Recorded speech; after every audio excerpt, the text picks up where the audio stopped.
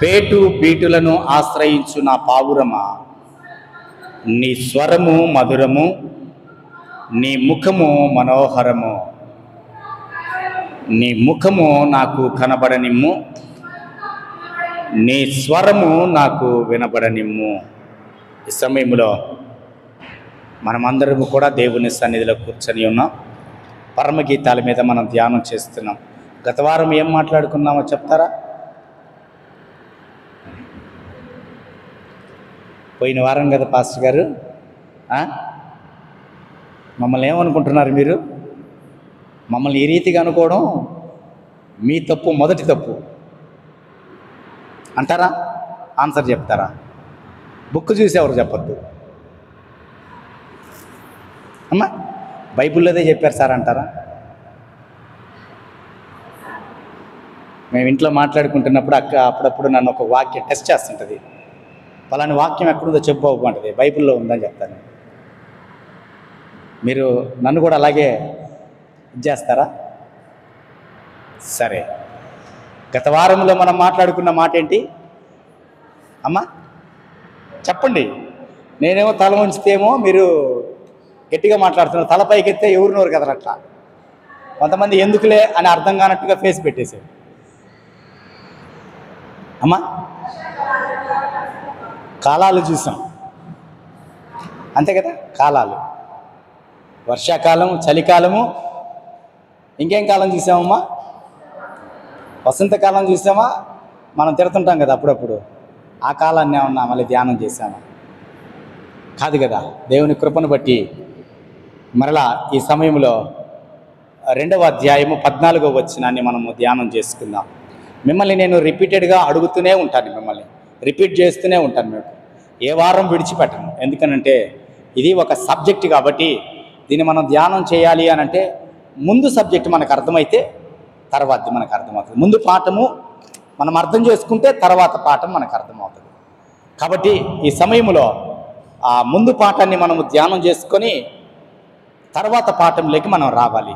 అయితే అది మీరు చక్కగా వ్రాసుకుంటున్నారు కాబట్టి మీరు ఇంటికి వెళ్ళి దాన్ని ధ్యానం చేయండి. రాసుకొని తీసి దాన్ని ఎక్కడో పడేయబాకండి, దాన్ని చదవండి, ధ్యానం చేయండి. ఇంకా దేవుడు అనేకమైనటువంటి చక్కని సత్యాలు మీకు కూడా బయలుపరుస్తాడు దేవుడు.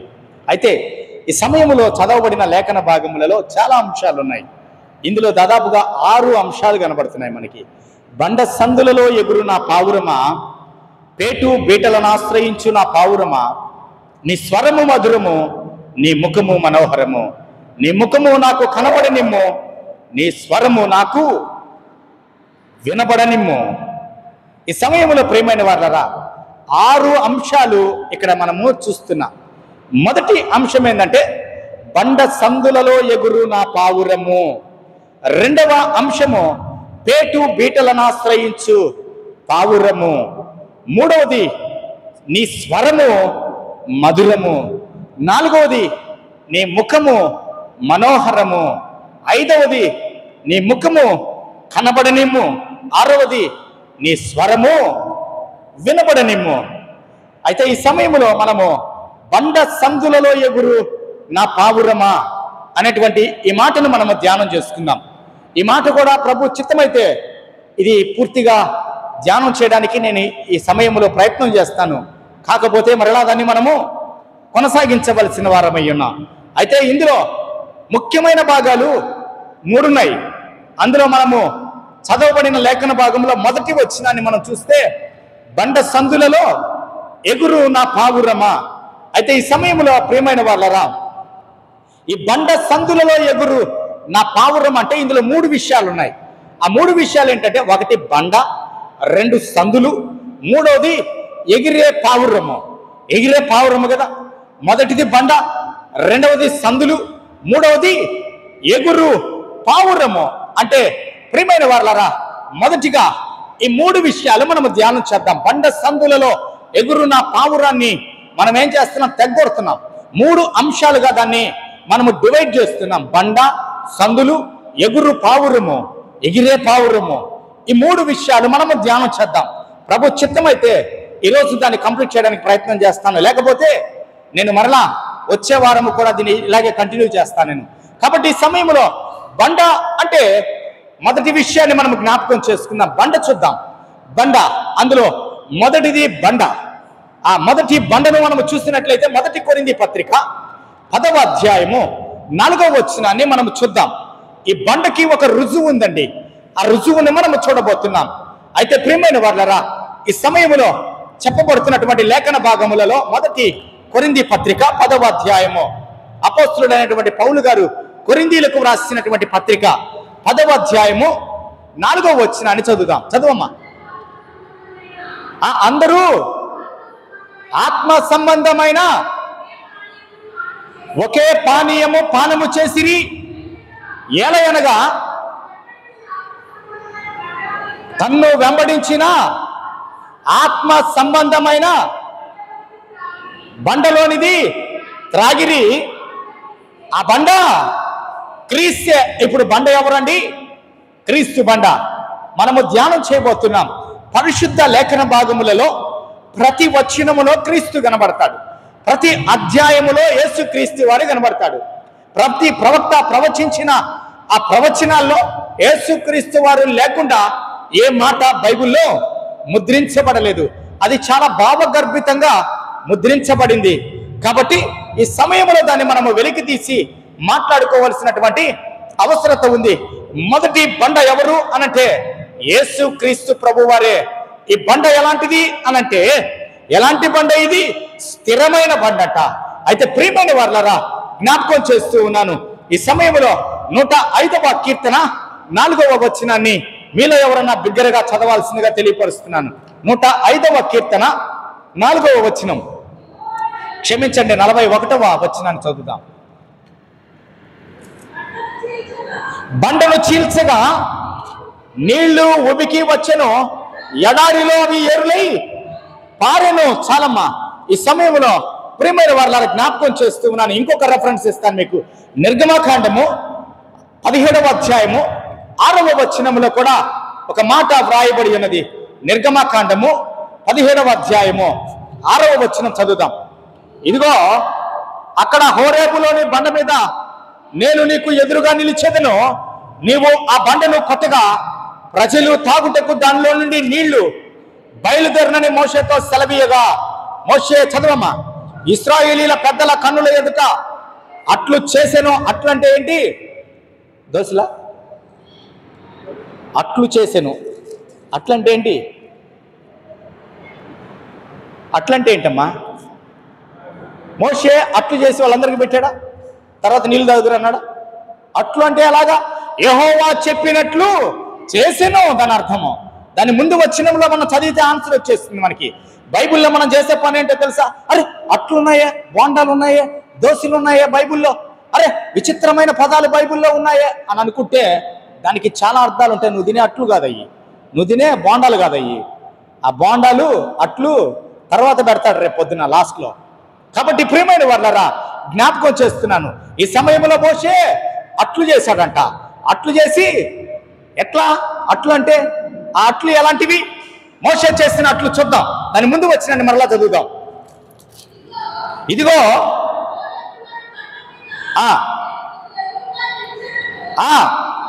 నీవు ఆ బండను కొట్టగా ప్రజలు తాగుటకు దానిలో నీళ్లు బయలుదేరనని మోషేతో సెలవీయగా, మోషే ఇశ్రాయేలు పెద్దల ఎదుట అట్లు చేశాను. వారి ముందు దేవుడు తనతో మాట్లాడినట్లు చేశాడు. మోషే మాట్లాడాడు కదా దేవుడు. వారు నీరు కావాలని గొడవ చేస్తున్నారు. వీరేం చేశారంటే హోరేబు పర్వతము దగ్గరికి రాగానే వీరికి నీరు లేవని వీరు గొడవ పెట్టమ్మా మాట్లాడారు. గొడవ ప్రయాణం ప్రారంభించారు. ఈ ప్రజలు గొడవ ప్రారంభించి వారు ఏం చేశారో తెలుసా? మోషే మీద తిరుగుబాటు చేశారు. మాకు నీళ్లు లేవయ్యా, మా పరిస్థితి ఏంటి? ఇప్పుడు నీళ్లు లేవు, అరణ్యములకి తీసుకొచ్చాం, ఎటు చూసినా కానీ మా పరిస్థితి నీళ్లు దొరికే పరిస్థితి కాదు. కాబట్టి ఇప్పుడు నువ్వు నాకు నీళ్ళు ఇవ్వకపోతే మేమేం చేయబోతున్నాం? రాళ్ళు తీసుకొని నేను కొట్టబోతున్నాం అని వారు సిద్ధపడిపోయారు. మోషే దేవుని దగ్గర మనవి చేయగానే దేవుడు ఏం చేశాడు? నీవు ఎర్ర సముద్రం వైపు చేయి చూపించావు కదా, ఆ చేతిలో ఒక కర్ర ఉంది కదా, ఆ కర్ర అభిషేకాన్ని పొందుకుంది కదా, ఆ కర్ర నేనేం చెప్తే ఆ అద్భుతాలు చేసింది కదా, ఇప్పుడు ఆ కర్ర నీ చేతిలో ఉంది. కాబట్టి ఆ కర్రని తీసుకొని హోరేబు పర్వతము మీద ఏమన్నాడండి చెప్పాలి. హోరేబు పర్వతాన్ని ఏం చేశాడు? మళ్ళీ చూడాల్సిందే బైబిల్. మీకు తెలియదు సార్, మా జ్ఞానం చాలా పెద్దది, మీరు అర్థం చేసుకోవడం చాలా కష్టం అంటారా? ఏం చేశాడండి? ఏం చేయాలి బండని? ప్రశ్న. బండని ఏం చేయాలి? తొలగించాలా? మన ఇంటి ముందు తీసుకొచ్చి అది గుమ్మం దగ్గర పెట్టుకోవాలా?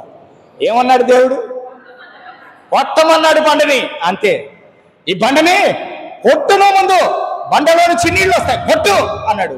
ఏంది ప్రభు, బండను కొట్టమంటే వాళ్ళే చూస్తే రాళ్ళు తీసుకొని నన్ను కొట్టేటట్టున్నారు, నువ్వేమో నన్ను బండను కొట్టమంటున్నావు అని మోషే అక్కడ మాట్లాడలేదు. మోషే అట్లు చేశాను ఆ పెద్దల ముందు. ఎలాంటిది చేశాడంటే ఆ బండను కొట్టాడు. నువ్వు ముందు కొట్టు బండని. ఆ బండలో నుంచి నీళ్ళు వచ్చాయంట. ఆ నీళ్ళు ఏమయ్యాయి? చదవండి. ఆ నీళ్ళు ఏమయ్యాయమ్మా?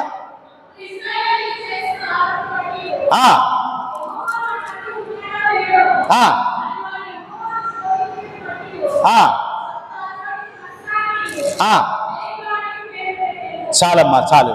అయితే ప్రియమైన వారులారా, జ్ఞాపకం చేస్తున్నాను, ఈ సమయంలో దేవుడు ఒక మాట చెప్పిన తర్వాత దాన్ని చేయడమే మన బాధ్యతగా పెట్టుకోవాలి. దేవుడు మాట్లాడిన తర్వాత అది నన్ను గురించి మాట్లాడారేమో, అది నా గురించి చెప్పారేమో, అది నన్ను టార్గెట్ చేసి మాట్లాడారేమో పాస్టర్ గారు అని మాట్లాడాల్సిన అవసరము లేదు. మోషేతో దేవుడు ఏం చెప్పాడంటే, ప్రభా వాళ్ళు నీళ్లు కావాలని ఏడుస్తున్నారయ్యా, నన్ను కొట్టేటట్టున్నారు ప్రభా, కాసేపు అయితే ఈ ప్రజలను చంపేటట్టున్నారు ప్రభా అని అనగానే దేవుడుండి నీళ్లు వస్తాయని చెప్పాలా. ముందు నీకు ఎదురుగా బండ ఉంది, నీ చేతిలో కర్ర ఉంది. బండతో కర్రను కొడితే దేనికి ప్రాబ్లం?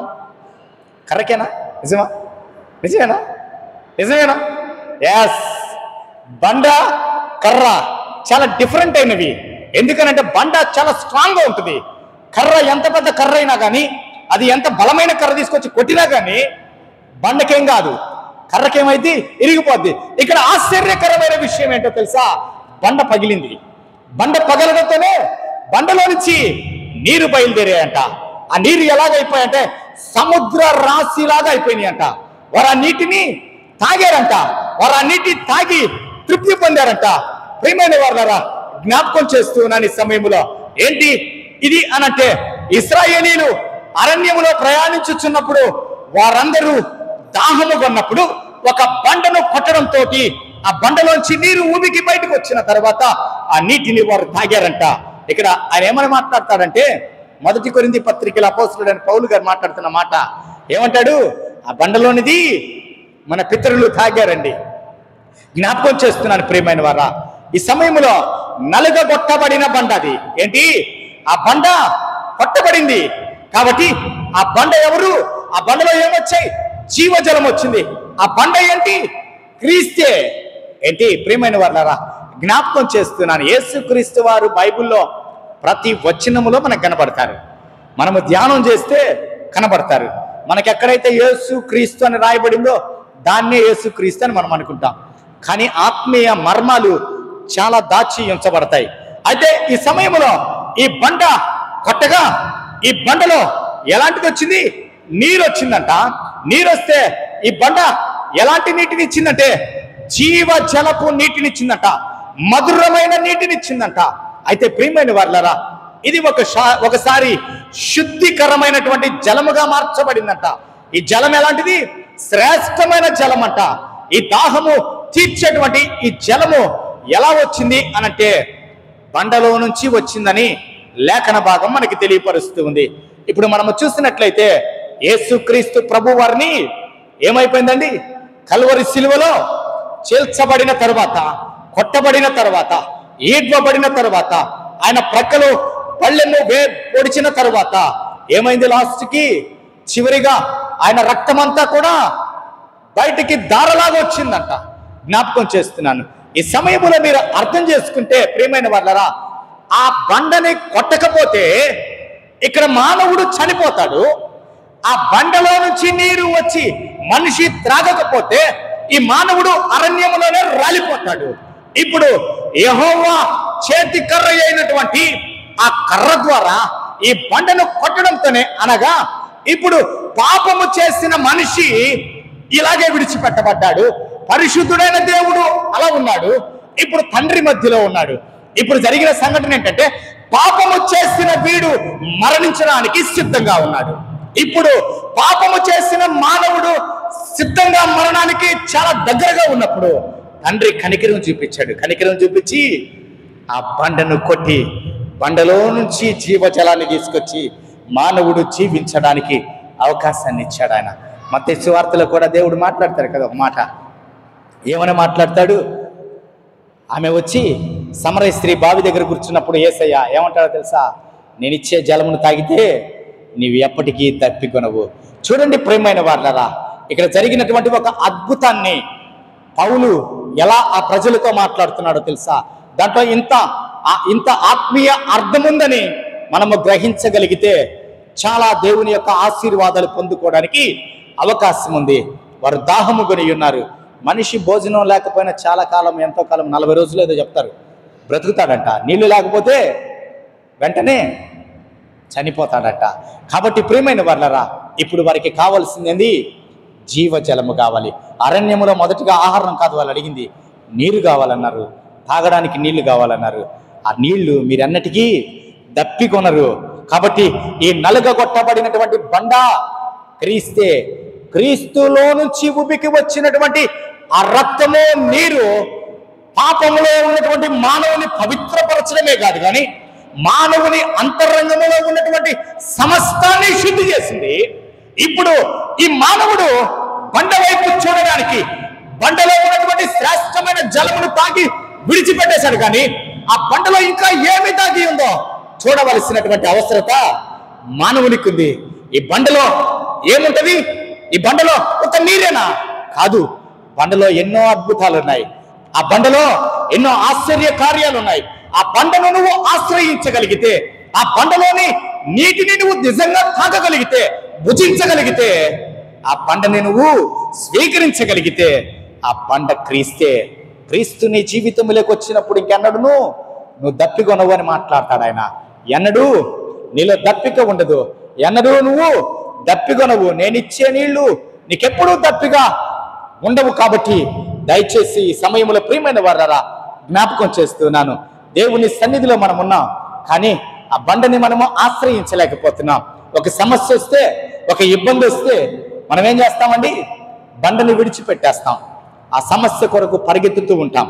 జ్ఞాపకం చేస్తూ ఉన్నాను ప్రియమైన వారలారా, ఈ సమయంలో ఆ బండ క్రీస్తేనంట. ఆ బండలో నుంచి వచ్చింది మన పితరులు మొదటిగా పానం చేశారంట. మన పితరులు మొదటిగా మనకంటే ముందుగా ఆ బండ గురించి తెలుసుకున్నారంట. ఆ బండ క్రీస్తే అని ఎప్పుడో జరిగిన సంఘటన తిరిగి మరలా కొరింథీ సంఘముతో అపోస్తులుడైనటువంటి పౌలు మాట్లాడుతున్నాడు. ఆ బండ దగ్గరికి నువ్వు రాగలిగితే ఎంత ఆశీర్వాదము నీకు. ఆ బండ దగ్గరికి నువ్వు రాగలిగితే ఎంత దీవెన నీకు. ప్రియమైన వారలారా జ్ఞాపకం చేస్తున్నాను, ఆనాడు ఇశ్రాయేలీయుల కొరకే ఆ బండ బ్రద్దలైంది. అయితే అనేకుల కొరకు అనగా సమస్త మానవాళి కొరకు యేసు క్రీస్తు అనబడేటువంటి ఈ బండ కొరడాలతో కొట్టబడింది, అరచేతులతో గుద్దబడింది, మేకులతో బల్లెముతో కొట్టబడి బలి అయిపోయి చీల్చబడింది ఈ బండ. ఈరోజు నీకు స్వార్థ అందుతూ ఉంది అంటే, ఈరోజు క్రీస్తు రక్షణ నీకు దగ్గరగా ఉంది, సమీపముగా ఉందంటే దాంట్లో అర్థం ఏంటో తెలుసా? ఆ బండ క్రీస్తు నీకు సమీపముగా వచ్చి ఉన్నాడని అర్థం చేసుకుందాం ప్రియమైన వారలారా.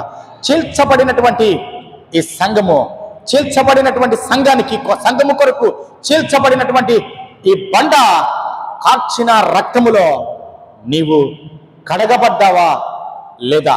ఫస్ట్ ఏంటి? ఆ బండలోంచి నీరు వచ్చింది, వారు ఏం చేశారు? త్రాగారు.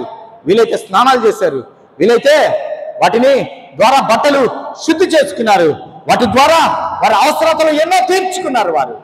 ఈరోజు నువ్వు ఎలాంటి స్థితిలో ఉన్నావో ఒకసారి జ్ఞాపకం చేసుకో. ఆ వస్త్రములు, నీ వస్త్రములు మలినమైపోయిన నీ వస్త్రాలు, వాటిని తెలుపు చేసుకోవడానికి ఈ బండలో ప్రవహిస్తున్నటువంటి నీరు నీకెంతో ఉపయోగపడుతుంది. దాహము తీర్చింది, నీలో ఉన్నటువంటి వేదన తీర్చింది, నీ రోగకరమైనటువంటి జీవితాన్ని మార్చింది, నీ బట్టల్లో ఉన్నటువంటి మురికిని, నీ హృదయంలో ఉన్నటువంటి మురికిని అది తీసివేసింది. అయితే ఆ రక్తము తాగి నువ్వు నిజంగా దాహము తీర్చుకోగలుగుతున్న స్థితిలో ఉన్నావా?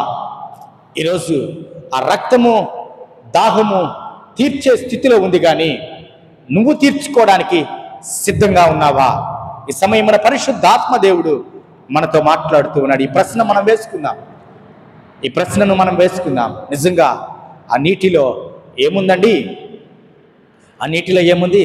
దాహము తీర్చే తత్వం ఉంది. ఆ నీటిలో ఏముంది? మన అపరాధములు, మన దోషాలు కడుగుకోవడానికి అవకాశం ఉంది. ఆ నీటిలో ఇంకా ఏముంది? మలినమైపోయిన మన వస్త్రాలను శుద్ధి చేసుకోవడానికి అవకాశం దొరికింది. ఈరోజు మనము ఏ స్థితిలో ఉన్నాం, ఇంకా ఎంత ఆ దేవునికి దూరంగా జీవిస్తున్నామో ఒకసారి మనము తెలుసుకుందామా? ప్రియమైన వాళ్ళరా, నేను మొన్నటి దినమున మీ దేవుని సన్నిధిలో సంఘము కొరకు ప్రార్థన చేస్తూ ఉన్నప్పుడు నాకెంతో వేదన కలిగింది. నాకే ఇంత వేదన ఉంటే నా ప్రభువుకి ఇంకెంత వేదన ఉంటుంది? నాకే ఎంతో వేదన ఉంది. 3 సంవత్సరాల క్రితం మీ దగ్గరికి వచ్చాను. నాకే మీ ప్రవర్తన చూస్తే వేదన కలుగుతుంది. ఏంటి వీరి మధ్య విత్తబడుతున్న వాక్యం ఏమైపోతుంది? వీరి మధ్య ఉన్న ప్రేమ ఏమైపోతుంది?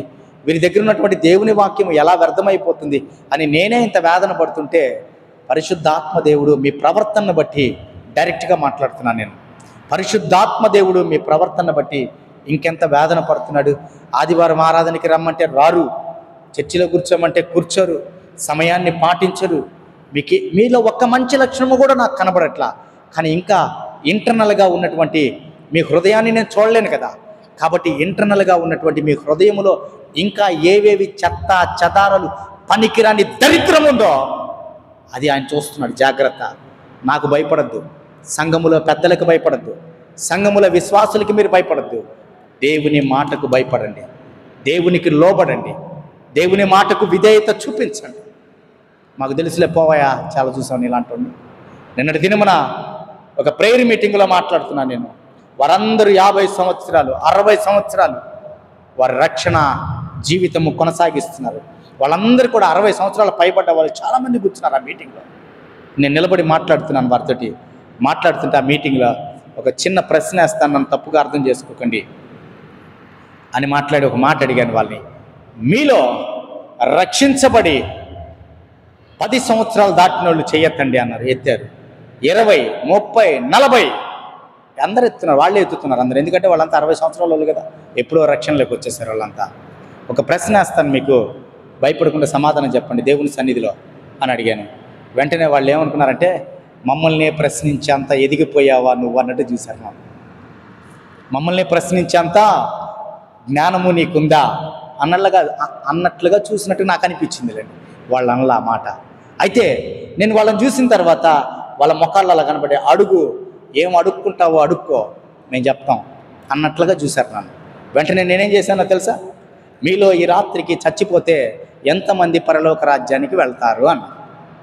వీడేంది వీడు నిలువునా అందరిని చావమంటున్నాడు వీడు, భలేవాడే, ఏదో 4 మాటలు చెప్తాడని పిలిపిస్తే మా చావులు కోరుతున్నాడే అన్నట్లుగా చూశారు వాళ్ళు నన్ను. ఎందుకంటే వాళ్ళంతా నాకు తెలుసు, వాళ్ళ మధ్యలో పుట్టి పెరిగి వచ్చినోడిని నేను. ఒక్కళ్ళు కూడా చెయ్యెత్తలా. ఒక యవనస్తుడి కింద కూర్చొని చెయ్యెత్తాడు. వెంటనే ఆ యవనస్తుని చూశాను, గాడ్ బ్లెస్ యూ అని చెప్పాను. అక్కడ కనీసము ఒక 100 మంది వచ్చారు ఆ రోజు మీటింగ్కి. 100 మందిలో ఒక్కళ్ళు చెయ్యెత్తలా. మళ్ళీ అందరూ సంఘంలో సెక్రటరీలు, ట్రెజరర్లు, చైర్మన్లు, కమిటీ మెంబర్సు, సంఘములో ఉన్న ప్రతి కార్యానికి వారు ముందుండి జరిగిస్తారు. దేవుని సన్నిధిలో డబ్బుల గురించి మాట్లాడతారు, దేవుని సన్నిధిలో ఇంకా చాలా కార్యాల గురించి మాట్లాడతారు. పబ్లిక్ మీటింగులు పెడతారు. దేవుని సన్నిధిలో ఎన్నో కార్యాలు చేసేవాళ్ళు. స్త్రీల మీటింగ్కి వెళ్తారు, సంఘములో ఆరాధనకు వస్తారు, పాడతారు, వాయిద్యాలు వాయిస్తారు. ఒక్కళ్ళు కూడా చెయ్యత్తల. ఆ ప్రశ్నకి ఒక్కళ్ళు కూడా సమాధానం చెప్పాల. నేను అన్నాను, దేవుడు, మన దేవుడు ఎలాంటి వాడు? చల్లని స్థితిలో ఉన్నా, వెచ్చని స్థితిలో ఉన్నా పర్లేదు. నులివెచ్చని స్థితిలో ఉంటే ఏం చేస్తాడు ఆయన? ఏం చేస్తాడమ్మా? ప్రకటన గ్రంథంలో ఉందన్నమాట. ఏమంటాడు ఆయన? ఏం చేస్తాడు? గట్టిగా చెప్పాలి. ఏం చేస్తాడు? ఉమ్మి వేస్తాడంట. ఉమ్మి ఊస్తే భూమి మీద తిరిగి మళ్ళా దాన్ని తాకుతామా? మన ఉమ్మే. నా కూతురు ఏదైనా పెట్టాలని నోరు తెరిస్తే నేను నాన్న అది పెట్టవా అని అడిగితే మా పాప ఏం చేస్తుంది తెలుసా? బన్ను పాప, మీకు అందరూ తెలుసు కదా, ఆ ముద్దాగడ తీసుకొచ్చి అటేస్తుంది నోట్లో. ఏంటంటే ఆ పెదం తగిలినా కానీ అది నీ ఎంగిల్ నాకు తగిలిందని చేయగడుకుంటుంది వెళ్ళి. నాన్న ఎంగిల్ నాకు తగిలిందని పెదం తగిలినా కానీ అలా పడేస్తుంది. మళ్ళీ ఆమె కింద పడేసినవి మేము తినాలి, నోట్లోంచి ఊసేసినవి మేము తినాలి. నాన్న అని చెయ్యి చాపుద్ది ఏదైనా పెడుతుంటే, అది ఇష్టం లేదనుకో ఈ చేతిలో వస్తుంది, నువ్వు తిను అంటుంది, మనం తినాలి. యేసయ్య కూడా అంతే.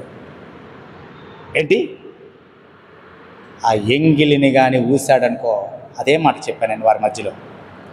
ఆయన కానీ ఉమ్మి వేశాడంటే నీ ఘోరమైన స్థితిలోకి నువ్వు వెళ్ళిపోతావు. నువ్వు ఎంత చందా కడుతున్నావు ఇంపార్టెంట్ కాదు, నువ్వు ఎన్ని గంటలు ప్రార్థన చేస్తున్నావు ఇంపార్టెంట్ కాదు, ఎన్ని గంటల సేపు బైబిల్ చదువుతున్నావు ఇంపార్టెంట్ కాదు. ప్రార్థన, బైబిల్ చదవడం, ఆరాధనకి రావడం ఇంపార్టెంట్ కాదు, కానీ ప్రవర్తన చాలా ముఖ్యం. క్రైస్తవునికి ఉండాల్సిందేంటి? ప్రవర్తన. ఈ ప్రవర్తన లేని ప్రార్థన వ్యర్థము, ప్రవర్తన లేని ఆరాధనకి రావడం వ్యర్థము, ప్రవర్తన లేని మాటలు వ్యర్థము. క్రైస్తవునికి మొదటిగా కావాల్సిందేంటి? ప్రవర్తన. ఆ ప్రవర్తన ఎవరిలో ఉంది? నువ్వు సేవించినటువంటి ఆ బండలో ఉంది. దేవుని నామానికి మహిమ కలుగును గాక. ఆ బండని ఆశ్రయించిన నీలో ఇప్పుడేం రావాలి? ప్రవర్తన మారాలి, మాటలు మారాలి, నీ ఉద్దేశాలు మారాలి, నీ తలంపులు మారాలి.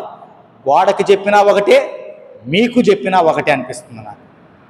విన్నట్టే ఉంటారు, అద్భుతంగా ఫేస్ ఫీలింగ్స్ పెట్టేస్తున్నారు మీరు. నేను అనుకుంటున్నాను 3 సంవత్సరాల నుంచి మోసపోతున్నాను నేను. మా సంఘస్థులు అబ్బా ఎంత ఇన్స్పైర్ అవుతున్నారా నాయన. వర్తమానము దేవుడు మాట్లాడుతుంటే పరిశుద్ధాత్మ దేవుడు, ప్రభువా నాకు ఇంకా మర్మాలు ఇవ్వు, మా సంఘముతో మాట్లాడాలి, ఆ మర్మాల ద్వారా వారిని ఒక ఆత్మీయ స్థితిలో ఉన్నతంగా ఉంచాలి ప్రభువా. ఇతర సంఘస్థుల కంటే మా సంఘము దేవా అద్భుత రీతిగా మొదటి మీరు రాకడలో, రెండవ రాకడలో మేమందరం మొదటిగా ఎత్తపడాలి ప్రభువా అని నేను ప్రార్థన చేస్తుంటే చాలామంది ఏమి నటిస్తారు అనిపిస్తుంది నాకు. నిజంగా మాట్లాడుతున్నా, ఈరోజు వేదనతో మాట్లాడుతున్నా. నిజంగా నీలో దేవుని వాక్యము, దేవుని భయం ఉంటే పెందల కడ లేచి పరిగెత్తుతావు దేవుని సన్నిధి. ఈరోజు జరిగిన సంఘటన ఒకటి చెప్తాను నేను. ఆ రికార్డ్ ఆపేసాను సార్, రికార్డ్ ఆపేసాను. ఈరోజు జరిగిన సంఘటన ఒకటి చెప్తాను. దేవుని మందిరము రావాలి మనము ఆరాధనకి. దేనికి రావాలి? ఆరాధనకి. ఈరోజు నువ్వు బ్రతికి నేనే ఇంత వేదన పడుతున్నానంటే నా దేవుడు ఇంకెంత వేదన పడుతున్నాడో. ఆయన్ని వేదన పరిచే వారముగా మనం ఉండకూడదు. దేవుణ్ణి మనం వేదనలోకి నెడితే, ఆయన సంఘము కొరకు వేదన పడితే ఆశీర్వాదాలతో మనము జీవించలేము. సంఘము కొరకు ఆయన రక్తాన్ని కార్చాడు, ఆయన పగలగొట్టబడ్డాడు, నలగొట్టబడ్డాడు. కాబట్టి ఈరోజు నువ్వు జీవ జలాన్ని తాగి జీవపు ఊట దగ్గర కూర్చోడానికి దేవుడు అవకాశాన్ని ఇచ్చాడు. ఆ జీవ జలాన్ని తాగిన నీలో జీవము లేకపోతే, మరణించిన వారితో సమానంగా జీవిస్తూ ఉంటే నీలో జీవం ఎక్కడుంటుంది? జీవముని నేనే మార్గమును జీవమును అని యేసు చెప్పాను. ఆ యేసు నీలో ఎలా కూర్చుంటాడు? యేసు నీతో ఎలా నడుస్తాడు? ఆ యేసు నీలో ఎలా ఉంటాడు? జాగ్రత్త. నాకు కాదు, దేవునికి సమాధానం చెప్పాలి. తాళాలు కానీ నాకు కానీ హ్యాండ్ ఓవర్ అయ్యాయంటే 9:30 తర్వాత తాళాలు వేసేస్తాను సంఘానికి. 5 నిమిషాలు ఎం సెట్టు, ఆ సెట్టు, ఈ సెట్టు, ప్రతి సెట్కి 1 గంట ముందు పరిగెత్తుతామా లేదా? పరిగెత్తుతామా మన పిల్లలకి? మరి ఇక్కడికి ఇదేం సెట్? ఇదేం సెట్ అండి? వాటన్నిటికంటే కూడా అద్భుతమైన సంఘం ఇది, పరలోకపు గవినిది. ఇందులో ప్రవేశించేవాడు నేరుగా అక్కడికి వెళ్తాడు, ఆయనతో యుగ యుగములు జీవించడానికి వెళతాడు. తాళాలు నా చేతికి హ్యాండ్ ఓవర్ అయితే, మళ్ళీ చెప్తున్నాను నేను, ఒక సెట్ మీ దగ్గర పెట్టుకోండి సార్ అనుకంటే వాళ్ళు ఇచ్చారంటే 9:30 తాళాలు వేసేస్తాను నేను. ఒక్కళ్ళకైనా చెప్తాను నేను. ఏంటి మీరు గమ్ము ఊరుకోమంటాడు ఆయన్ని. యెరూషలేము వీధుల్లో ఆయన ప్రభు వెళ్తూ ఉంటే వాళ్ళు వచ్చి పరిశీలన శాస్త్రులు ఏమంటారు తెలుసా? ఏంటి గందరగోళం, నిన్ను గాడిద మీద ఊరేగిస్తున్నారు ఏంటయ్యా వీళ్ళు, అరవద్దని చెప్పు, నీ శిష్యులకు చెప్పు, ఈ ప్రజలకు చెప్పు అంటే, వీరు గమ్ము ఊరుకుంటే ఏంటి, వీళ్ళు గమ్ముగైపోతే, వీళ్ళు స్తుతించకపోతే రాళ్ళు కేకలు వేస్తాయి. జాగ్రత్త. రేపటి రోజున ఇగో ముందున్న టేబుల్, టీపై చక్కగా ఏం వాక్యం చెప్పానో చెప్తాయి దేవుని సన్నిధి. చాపలు చెప్తాయి, టేబుల్ చెప్తుంది. వాటికే చెప్పుకొని వెళ్తా ఆరాధనలో. మీరు వచ్చే వరకు తలుపులు ద్వారాలు తీసి కూర్చుండే పాస్టర్ గారిని కాదు నేను. మీరు ఇచ్చే దాంతో నేను నా దేవునికి సమాధానం చెప్పాలి. మీరు నేను ఇద్దరం కలిసి నరకానికి వెళ్ళాము అనుకోండి, అది ఎంత ఘోరమైన పరిస్థితి అండి. ఒకసారి ఆలోచన చేయండి. ఆ బండ చేత కొట్టబడి, ఆ బండ ఎవరి కొరకు కొట్టబడింది? చీల్చబడింది. ఎవరి కొరకు నలుగొట్టబడింది? ఆ బండ నీ కొరకు. కానీ ఆ బండని సేవించడానికి నువ్వేమవుతున్నావు? రాలేని స్థితిలో ఉన్నావు. అదేమంటే ఏదో చెప్తున్నావు సమాధానం. ఈ కారణాలన్నీ ప్రభు దగ్గర పనికిరావు, జాంతానై పక్కన పెట్టేస్తాడంతే దేవుడు. ప్రియమైన వారులారా, జ్ఞాపకం చేస్తున్నాను, ఎంతో వేదనతో మీతో మాట్లాడుతున్నాను. దయచేసి నన్ను అర్థం చేసుకోవడానికి ప్రయత్నం చేయండి. సంఘంలో నా మీద బాధపడబాకండి, ఎవరు కూడా అర్థం చేసుకోండి. నా హృదయంలో వేదన. 3 సంవత్సరాల నుంచి మిమ్మల్ని చూస్తున్నాను, మీలో ఒక్కళ్ళలో మార్పు రావట్లా. దేవుని సన్నిధికి వచ్చినట్టే ఉంటున్నారు, జారిపోతున్నారు. ప్రభా, ఆ సహోదరుడు ఆ సహోదరి మీ సన్నిధిలో ఇంకా ముందుకు వస్తున్నారు ప్రభా, నీ కొందనాలు ప్రభా అని స్తుతి చెల్లించేటప్పటికే అపవాది కొరల్లో చిక్కబడిపోతున్నారు, లోకంలో చిక్కబడిపోతున్నారు, పనుల భారములలో చిక్కబడిపోతున్నారు. ప్రియమైన వారులారా, జ్ఞాపకం చేస్తున్నాను, ఆలోచించావా ఒకసారి? ఆ రక్తము త్రాగి దాహము తీర్చుకున్నావా? నీ వస్త్రాలు ఉదుక్కుంటున్నావా? వాటిని తెలుపు చేసుకుంటున్నావా? యేసు రక్తములో నువ్వు కడగబడ్డావా? కడగబడితే నువ్వు నూతన సృష్టి, నూతన ఉజ్జీవము, నూతన ఆశీర్వాదములతోటి యెహోవా వలన ఆశీర్వాదించబడిన వాడా లోపలికి రమ్ము. నువ్వు బయట నిలవనేలా? నువ్వు ఆశీర్వాదించబడితే, నీ బట్టలు ఉదుకుకుంటే, ఆ రక్తాన్ని నువ్వు సేవించేటువంటి వాడిగా ఉంటే, గొర్రె పిల్ల రక్తములో తమ వస్త్రములను ఉదుక్కునేవాడు ఎవరండి అని నేనే చెప్పాలా? మీరే చెప్పండి. కంటిన్యూ చేశారు కదా, లాస్ట్ ఒక ముక్కకి ఏమైంది? అది కూడా పూర్తి చేయండి అంటారా? ప్రియమైన వారులారా, జ్ఞాపకం చేస్తున్నాను, ఈ సమయంలో సంఘమునకు యేసు బైబిల్ చరిత్రలో తీసుకుంటే జరిగిన జరుగుతున్న కాలములలో బండ లేక రాయిగా ఏ ఏ సందర్భాలలో యేసుక్రీస్తు వారు పోల్చబడుతున్నారో మీకు వివరిద్దాం అనుకున్నాను. సమయం అయిపోతుంది కాబట్టి ఈ దినమున ఇంకా 1-2 బండల గురించి మీతో మాట్లాడి నేను ముగిస్తాను. 6 ఉన్నాయి, 6లో 1 తీసుకున్నాం, 1 మనం పూర్తి చేసుకోవాలని స్థితిలో ఉన్నాం. సందులు, ఎగిరే పావురము, ఇంకా 2 ఉన్నాయి దీంట్లోనే. కాబట్టి మనం మాట్లాడుకుందాం. ప్రియమైన వారులారా, సంఘమునకు రెండవది ముఖ్యమైన మూలరాయి అంట యేసుక్రీస్తు ప్రభువారు.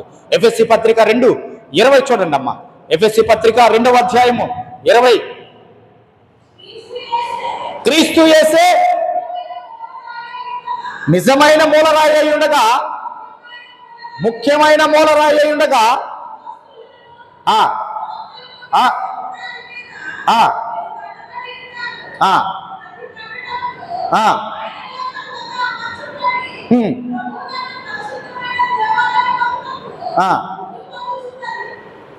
బలి అయి మన కొరకు బ్రద్దలై మన కొరకు చీల్చబడి ఆత్మ జలములను ప్రవహింపజేసిన క్రీస్తు సంఘమునకు ముఖ్యమైన మూలరాయి. యేసే సంఘ పునాది రాయి. సంఘమే బండ మీద కట్టబడిన ఇల్లు. ఆ బండ క్రీస్తు. క్రీస్తు మీద కట్టబడింది సంఘము. సంఘానికి కావాల్సింది అంటే ఇప్పుడు సిద్ధపాటు. ఈ క్రీస్తుని గురించి యెషయా ప్రవక్త మొదలుకొని బైబిల్లో ప్రవచించబడిన ప్రతి ప్రవక్త ఈయన గురించి ఎలాంటి ప్రవచనాలు చెప్పాడంటే, క్రీస్తు మహాపరిశుద్ధుడంట, కావున అమూల్యమైన రాయి కూడా అంట ఆయన.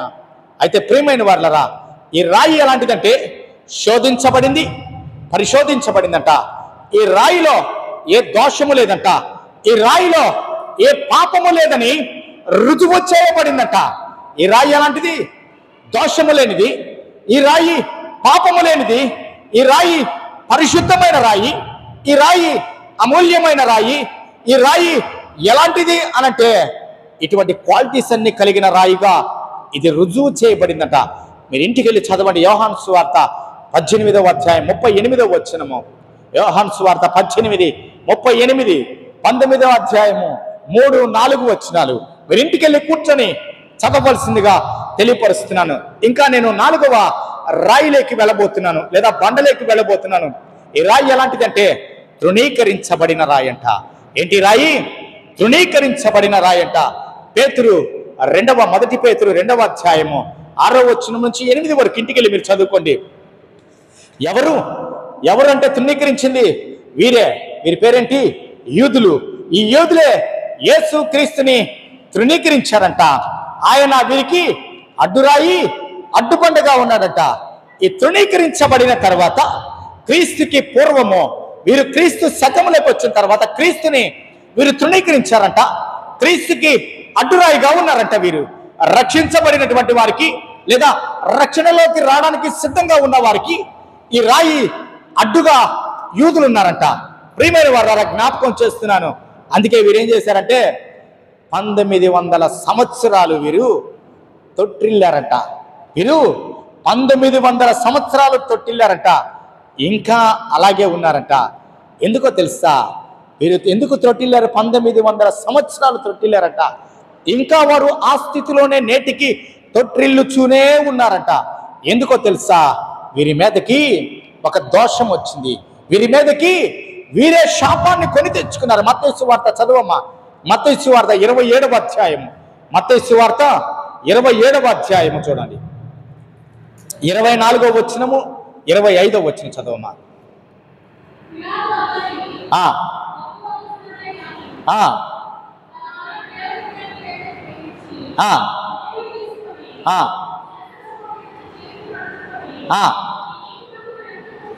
ఈ నీతిమంతుని రక్తమును గూర్చి నేను నిరపరాధిని మీరే చూచుకొనడని చెప్పాను. అందుకు ప్రజలందరూ కూడా వారి ముందు మాట ఏంటి?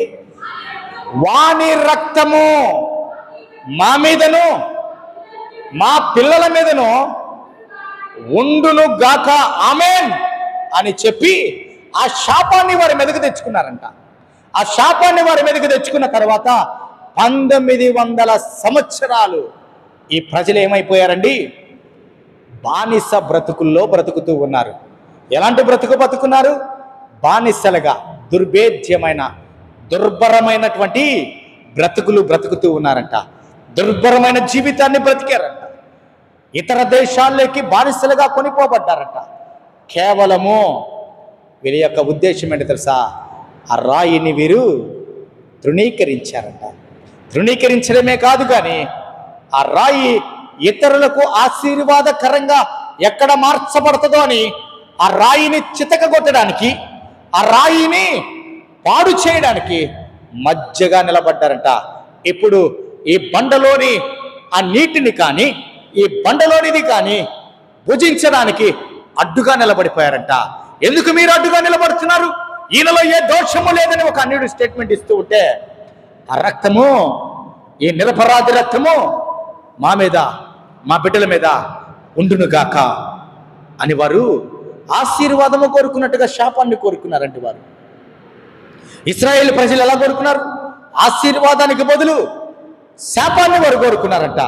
అందుకు వారి జీవితాలు 1900 సంవత్సరాలు 1900 సంవత్సరాలు ఆశీర్వాదము లేని జీవితాలుగా వారి జీవితాలు కొనసాగించబడ్డాయంట.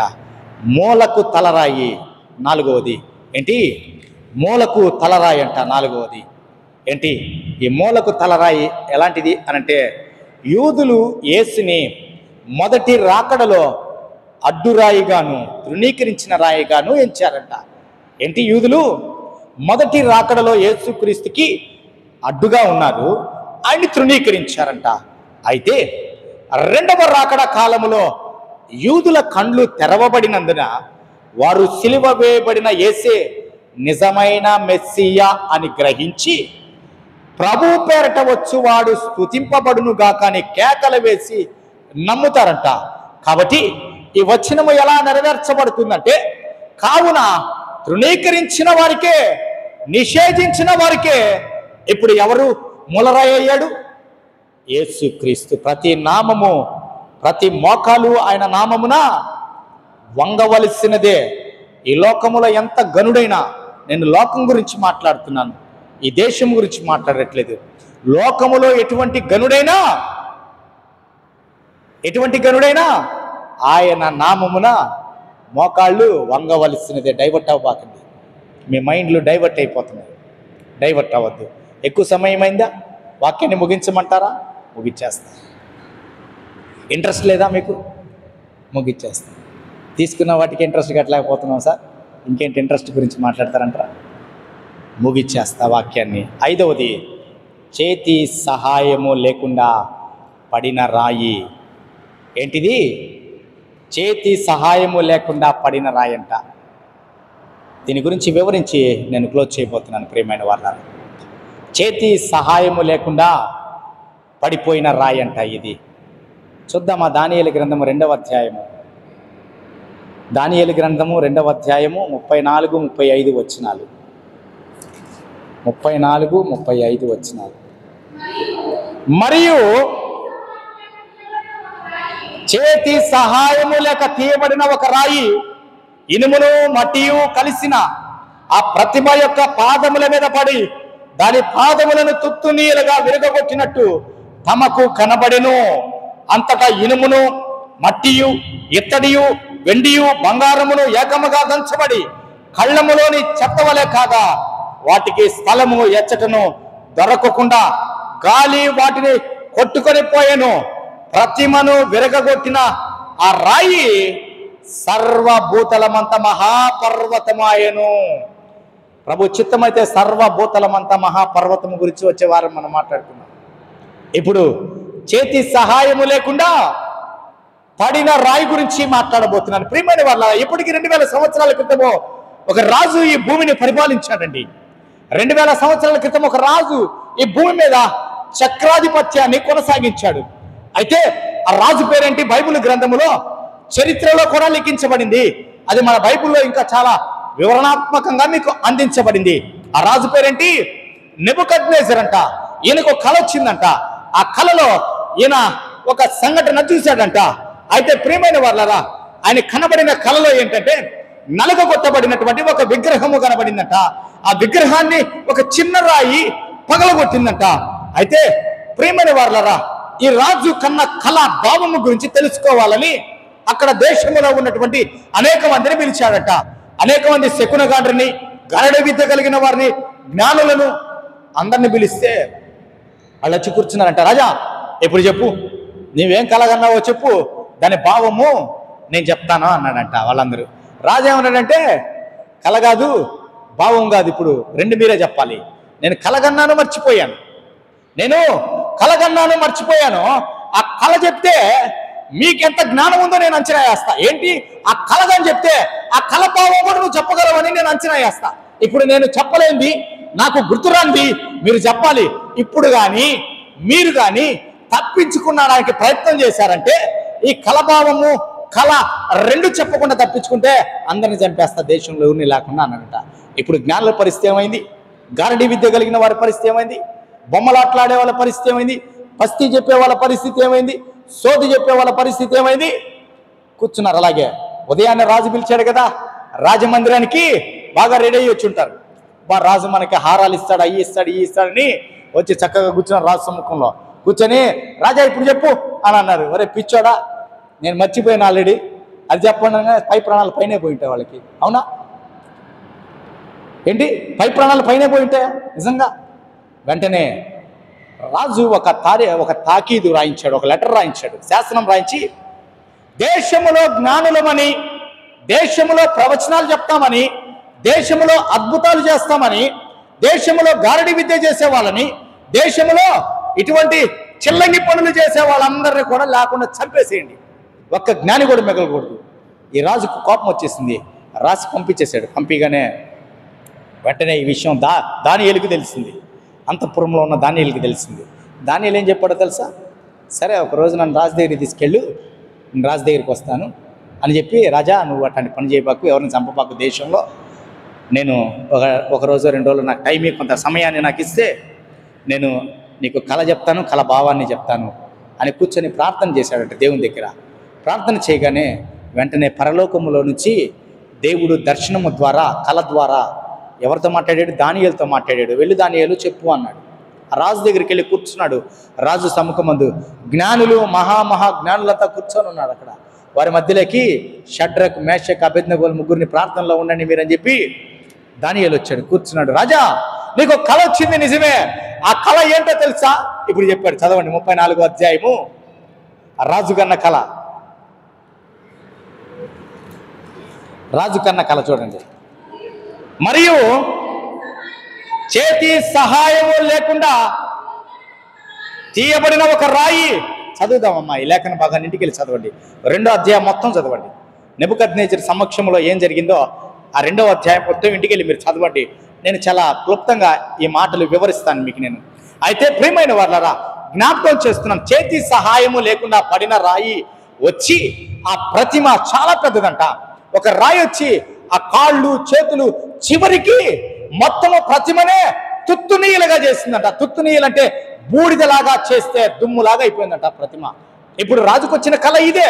దీని భావం ఏంటి అని రాజు అడిగితే ఆయన చెప్తున్నటువంటి మాట, దానియేలు చెప్తున్న మాట ఏంటంటే, భవిష్యత్తులో జరగబోయేటువంటి సంఘటన దేవుడు నీకు తెలియపరచబోతున్నాడు.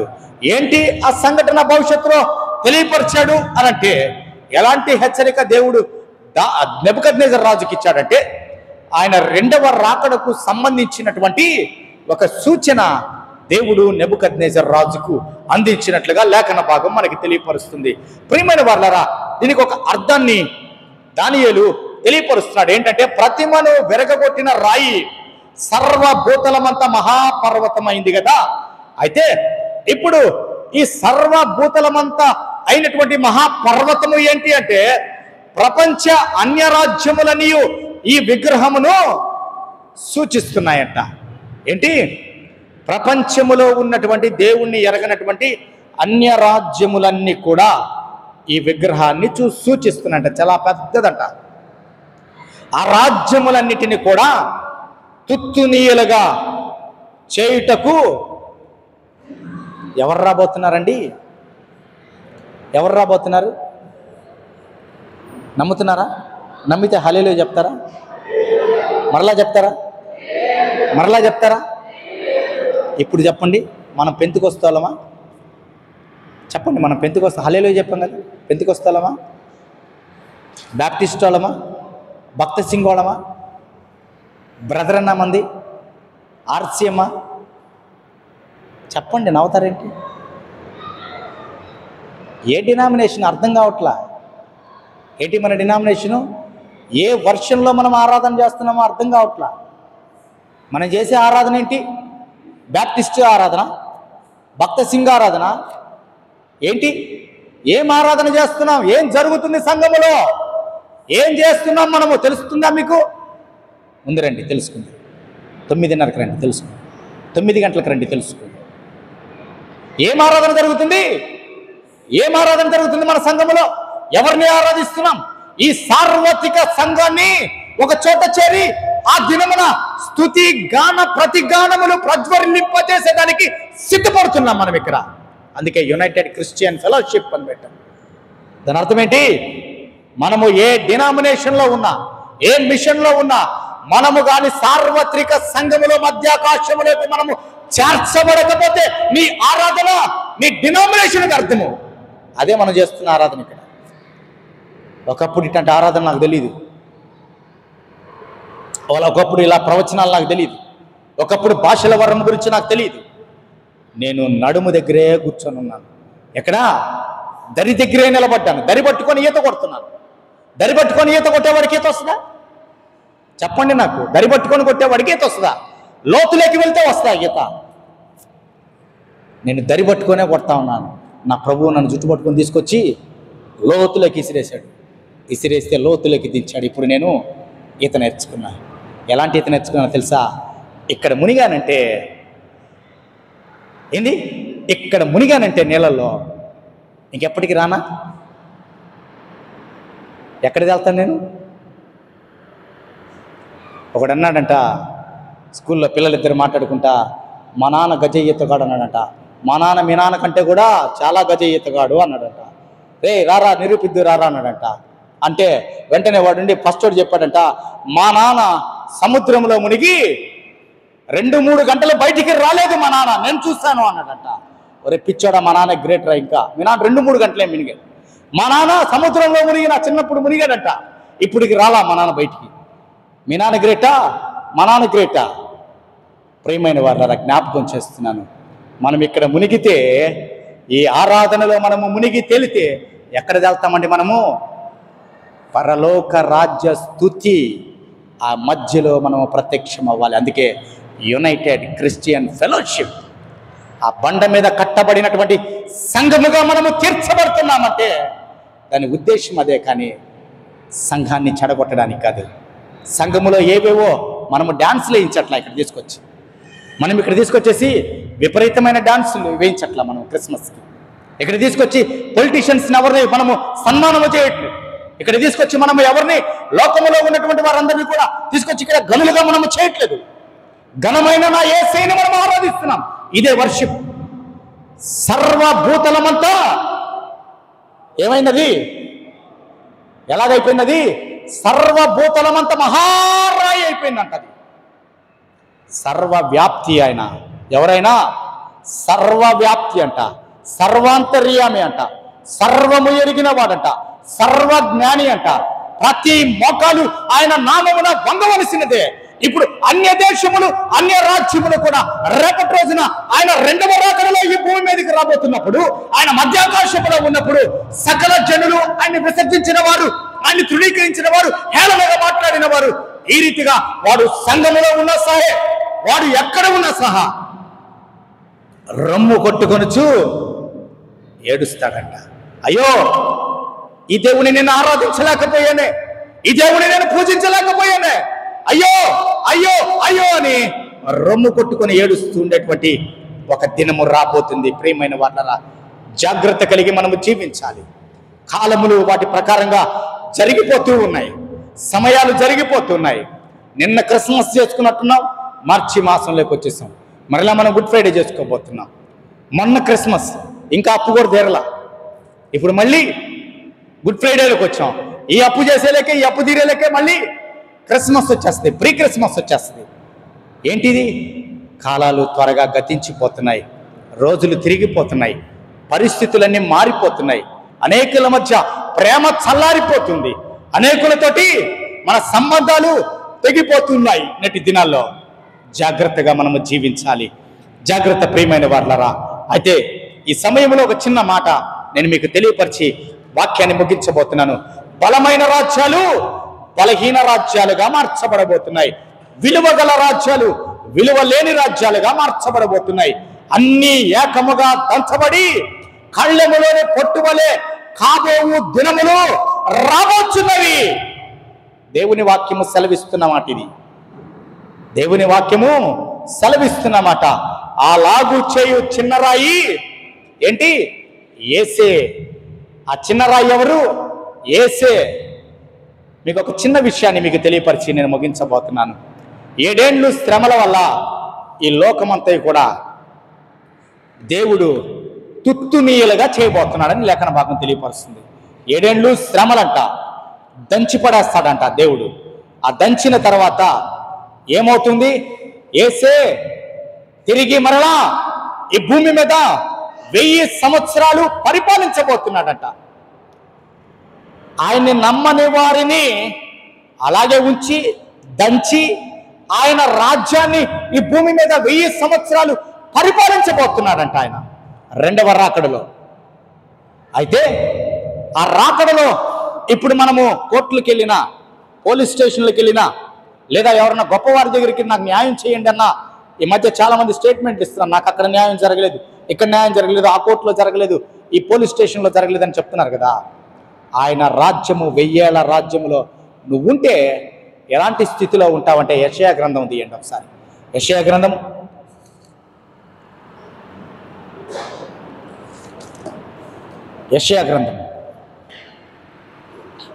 11వ అధ్యాయం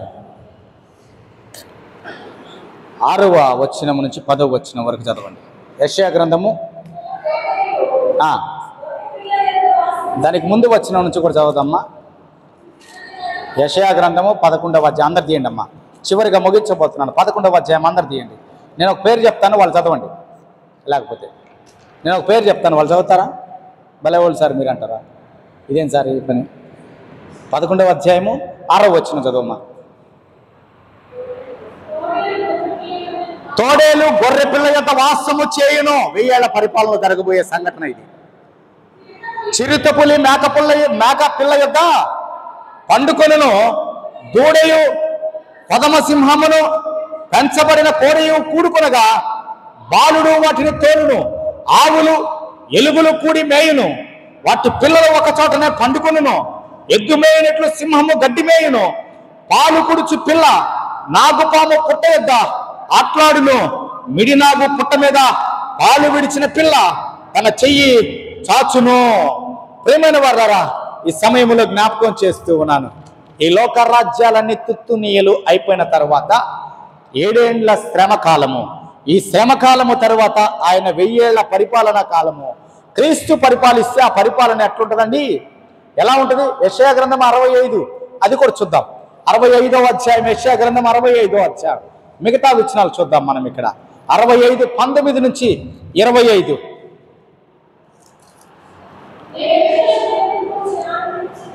నేను యెరూషలేమును గూర్చి ఆనందించెదను, నా జనులను గూర్చి హర్షించెదను.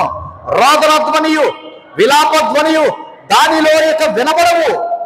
అక్కడ ఇక్కడ కొద్ది దినములే బ్రతుకు శిశువులుండరు, కాలము నిండని ముసలివారుండరు. బాలురు 100 సంవత్సరముల వయస్సు గలవారై చనిపోవుదురు. పాపాత్ముడైన శాపగ్రస్తుడగు వాడు సహితము 100 సంవత్సరములు బ్రతుకును. జనులు ఇండ్లు కట్టుకొని వాటిలో కాపురముందురు. ద్రాక్ష తోటలు నాటించుకొని వాటి ఫలములను అనుభవించుదురు. వారు కట్టుకున్న ఇండ్లలో వేరొకరు కాపురము ఉండరు. వారు నాటుకున్న వాటిని వేరొకరు అనుభవింపరు. నా జనుల ఆయుష్యము వృక్షాయుష్యమంతాగును. నేను ఏర్పరచుకొనిన వారు తాము చేసుకొనిన దాని ఫలము పూర్తిగా అనుభవింతురు. ఆయన 1000 ఏళ్ల పరిపాలనలో క్రైస్తవ విశ్వాసి జీవితం ఎలా ఉండబోతుంది? ప్రపంచం మొత్తాన్ని యేసుక్రీస్తు వారు ఏలబోతున్నాడంట. ఆ రాజ్యములో నీవు ఉండాలంటే ఇప్పుడు నువ్వు ఒక పని చేయాలి. ఆ రాజ్యములోకి నువ్వు చేర్చబడాలంటే నువ్వు చేయవలసిన పని ఏంటో తెలుసా? నీ కొరకు నలగగొట్టబడిన బండ, నీ కొరకు నలుగగొట్టబడిన బండ, చితక కొట్టబడిన బండ యేసు అని నువ్వు గుర్తెరిగి ఆయనతో ఉండడానికి, నీ యొక్క ఆత్మీయ జీవితాన్ని కొనసాగించడానికి ఇప్పుడే ఒక మంచి తీర్మానం తీసుకోవాలి. ఇప్పుడే నేడే అనుకూల సమయము, నేడే రక్షణ దినము. కాబట్టి ఎవరి కొరకు బండ చితక కొట్టబడింది, నలుగగొట్టబడింది? ఎవరి కొరకు బండ ఛిద్రం చేయబడింది? నీ కొరకే, నా కొరకే. కాబట్టి ఆ బండ వైపు చూస్తూ, ఆ బండలోనిది త్రాగుతూ, ఆ బండలో నీ మురికి జీవితాన్ని కడుగుకుంటూ, ఆ బండ అయిన క్రీస్తు వెంట నువ్వు నడిచినట్లయితే 1000 ఏళ్ల పరిపాలనలో ఇటువంటి ఆశీర్వాదాలు పొందుకోవడానికి ఆయన కృప నీకు దయచేయునుగాక. ప్రార్థన చేసుకుందాం, తలలు వంచుతాం. నా ప్రియ పరలోకపు తండ్రి, పరిశుద్ధుడా, మాతో మాట్లాడిన మీ మాటలను బట్టి వందనాలు, స్తోత్రము చెల్లిస్తున్నాం. ఈ ఉదయకాలములో దేవా, మిమ్మల్ని ఇప్పటి వరకు ఒకవేళ మేము విసర్జించి ఉంటే, మాలో నాయన మీ నీతి లేకపోతే దేవా, మాలో మీ పరిశుద్ధత లేకపోతే దేవా, మా కొరకు మీరు దిగి వచ్చారని మేము ఇంకా విశ్వసించలేని స్థితిలో ఉంటే, నిర్లక్ష్యంగా మీ సన్నిధిలో గడుపుతూ ఉంటే మమ్మల్ని జ్ఞాపకం చేసుకోండి. మాతో మాట్లాడారయ్యా, మా కొరకు చీల్చబడ్డారు, ఏడ్వబడ్డారు, మా కొరకు బలి అయిపోయారు అయ్యా. మీ రక్తము దేవా ఏరులై పారిందని వాక్యం సెలవిస్తుంది దేవా. ఆ ప్రాంతమంతా మీ రక్తముతో తడిచిబడి, ఆ ప్రాంతమంతా మీ రక్తపు ముద్దలే కనబడ్డాయి ప్రభా. మీ చర్మములో నుంచి దేవా కొరడాలతో మీరు నాయన శిక్షించబడినప్పుడు దేవా, ఆ కొరడాలతో పాటు మీ యొక్క చర్మము చిత్రమైపోయింది దేవా. అందులో నుంచి జీవధారలు బయలుదేరాయ్యా. ఆ రక్తము ద్వారా మేము పరిశుద్ధులముగా తీర్చబడ్డాం. ఆ రక్తము ద్వారా మా అపరాధాలు, మా దోషాలు కడుగుకోవడానికి అవకాశం ఇచ్చారు. ఇంకా మీకు దూరంగా మేము జీవిస్తూ ఉంటే దేవా, ఈ దినమే మా హృదయాలను తెరవండి, మా ఆత్మీయ నేత్రాలు తెరవండి, మీ వైపు అడుగులు వేయడానికి కృప చూపించమని మీ ప్రియకుమారుడైన యేసుక్రీస్తు వారి పేరిట విత్తబడినటువంటి ఈ వాక్యాన్ని మాలో ఫలింపచేయమని అడిగి వేడుకుంటున్నాను తండ్రి. ఆమేన్. సమయంలో బల కొరకు సిద్ధపడదాం.